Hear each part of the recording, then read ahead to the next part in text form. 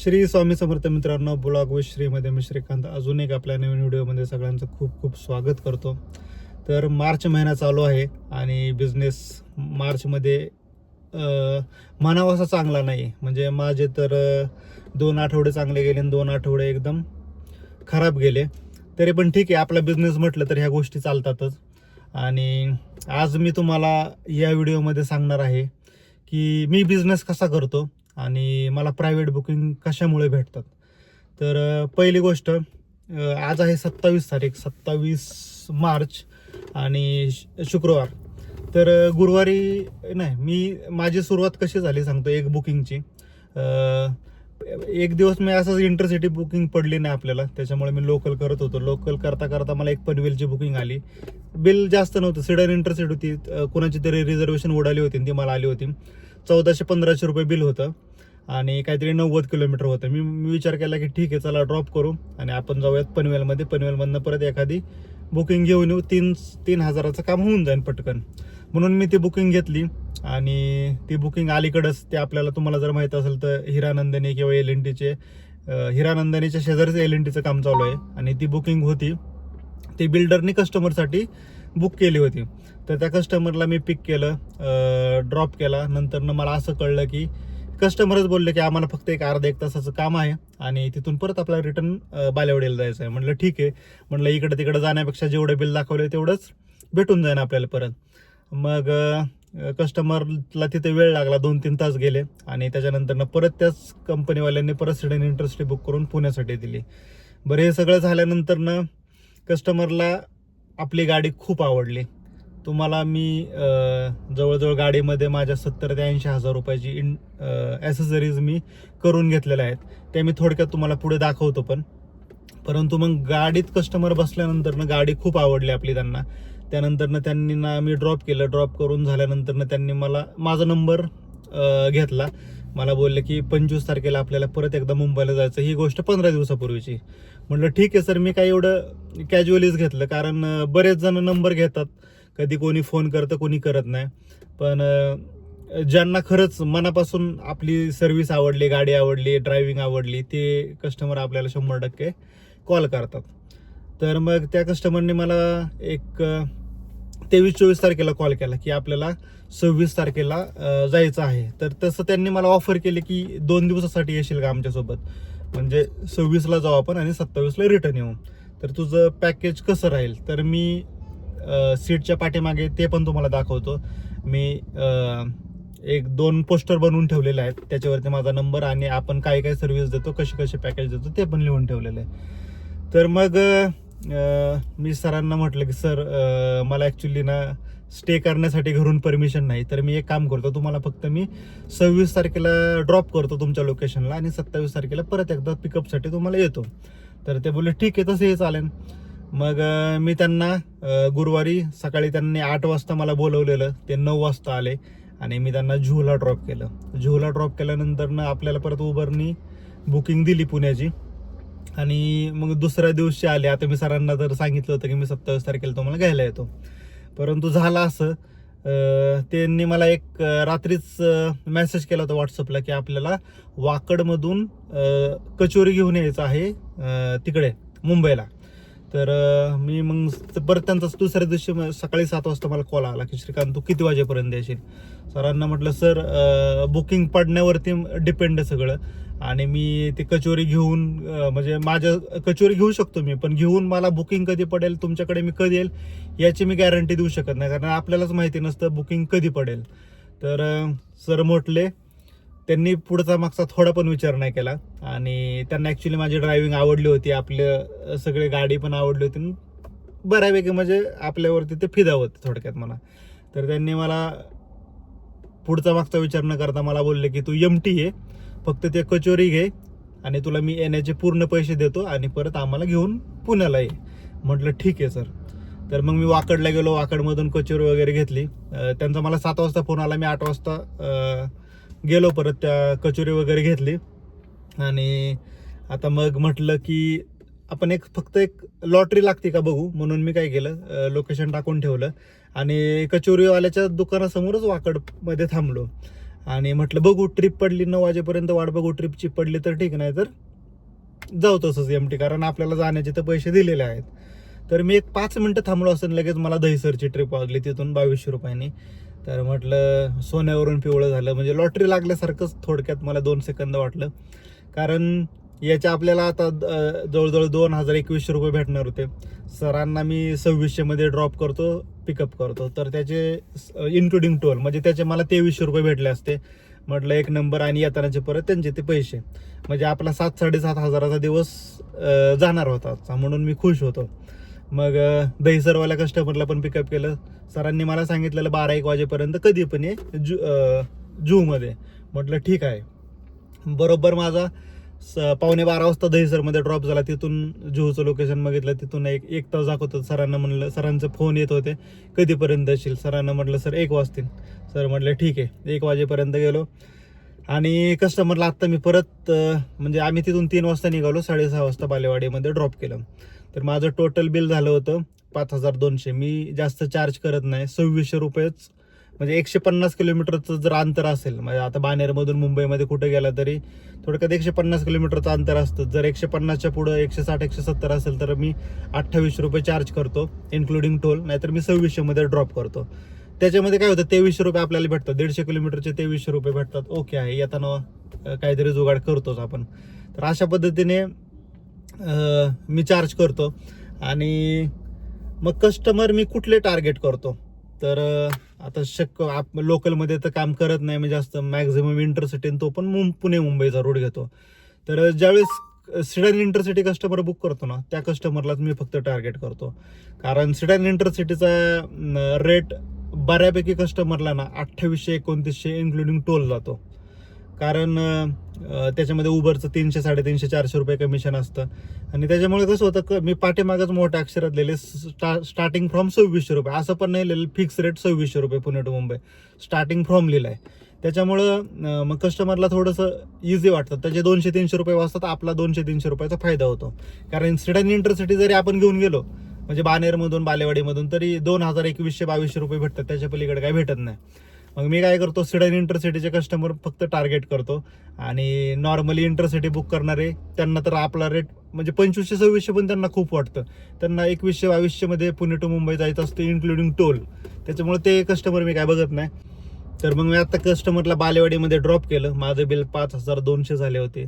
सरांनी मला 800 रुपये टिप दिली वरून, म्हणजे 6000 रुपये त्यांनी मला दिले आजचे. त्यांना फक्त घेऊन यायचे. तर मला सांगायचं काय तुम्हाला मित्रांनो, आता सरांनी मला जर 6000 रुपये दिले, तर त्याच्यामध्ये इनोवा 4500-5000 रुपये घेते पुणे टू मुंबई किंवा मुंबई टू पुणे. ते इनोवा सुद्धा गाडी करून येऊ शकले असते, परंतु त्यांनी माझ्यावरती ट्रस्ट ठेवला, विश्वास ठेवला, आणि त्याच्यामुळे ते पुढचा मागचा विचार न करता बोलले की तू फक्त जायचे यायचे तुला पैसे देतो, तू येताना एमटी आला तरी चालते. म्हणजे अशा पद्धतीने आपण जर काम केलं ना, तर धंद्याची खरंच कमी नाही. मार्केटमध्ये खूप पैसा आहे, फक्त तो आपल्याकडे खेचता आला पाहिजे. जसं की या वेंडरवाल्यांनी सगळं ओळखून घेतलं की पैसे कुठे भेटतात, आणि 2-3 लाख रुपये महिन्याला ते आरामात कमवतात. आणि आपले ड्रायव्हर लोक फक्त टायर झिजून त्यांना कमवून देत आहेत. आणि थोड्या दिवसानंतर ना काय होईल, पुण्याची परिस्थिती किंवा मुंबईची परिस्थिती, का हे वेंडरशिप जर बंद नाही झाली तर समजेलच हळूहळू ड्रायव्हर लोकांना. त्याच्यामुळे मी तर सजेस्ट करीन तुम्हाला, आपली जी गाडी आहे ना, एकदम थोडंसं, आता आपला हा बिझनेस आहे, किती गेले तरी त्या बिझनेसमध्ये पैसे घाला थोडे तरी. म्हणजे कस्टमर ज्यावेळेस गाडीत बसतो ना, त्यावेळेस त्याला एक फील झालं पाहिजे की म्हणजे दुसरीकडे तो गेलाच नाही पाहिजे. मित्र म्हणतो, एकदा गाडीत बसला की नेक्स्ट टाइम त्याला कुठं जायचं असेल तर आपली त्याला आठवण आलीच पाहिजे. तर अशा पद्धतीने मी तुम्हाला आता गाडी पण दाखवतो मी कशी बनवलेली. आणि मग तेच सांगतोय मी की आपण आपल्या बिझनेसमध्ये पैसे टाका जरा, तरच आपल्याला पैसे परत भेटतील. अदरवाईज, आणि दुसरी गोष्ट म्हणजे प्रायव्हेट कस्टमर जे आहे ते आपल्याकडे घेण्याचा नक्कीच प्रयत्न करा. आणि तो कस्टमर कोणाचा चोरायचा, ह्याच कंपन्यांचा चोरायचा, ओला, उबर, रॅपिडोचा. कारण हे आपले पैसे कसे चोरतात ना, तर आपण पण त्यांचे कस्टमर चोरायचे. तर हाच एक फंडा आहे. आणि असा मी बिझनेस करतो. तुम्हाला थोडक्यात टिप्स देतो की गाडीमध्ये काय काय करायचं, कसं कसं करायचं. तर तेवढं फॉलो जरी केलं ना तुम्ही, तरीसुद्धा तुम्हाला चांगला बिझनेस भेटण्याची शक्यता आहे. तर डिपेंड तुमच्यावरती, तुम्ही काम कसं करताय. तर मी तुम्हाला थोडक्यात माझी गाडी दाखवतो.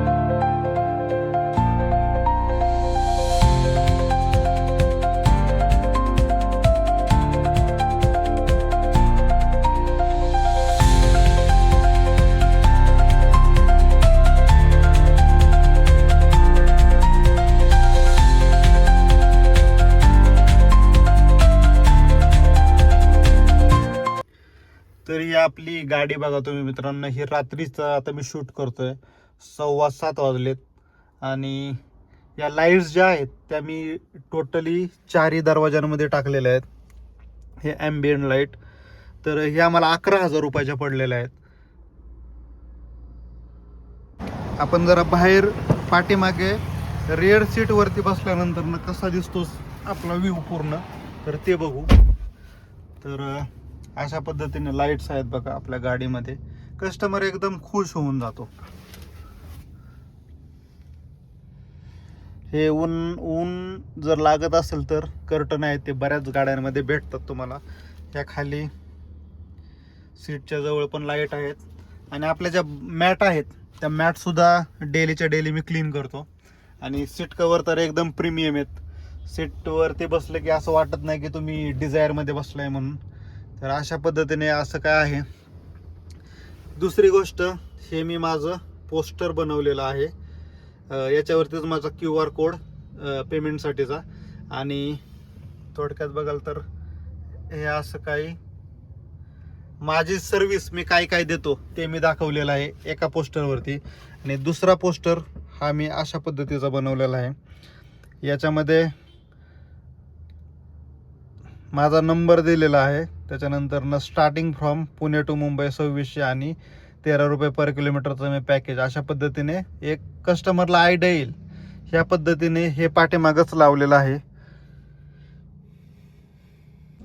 तर थोडक्यात सांगेल मित्रांनो, आपण आपला हा जो बिझनेस आहे याची मार्केटिंग स्वतः करू शकतो आपण.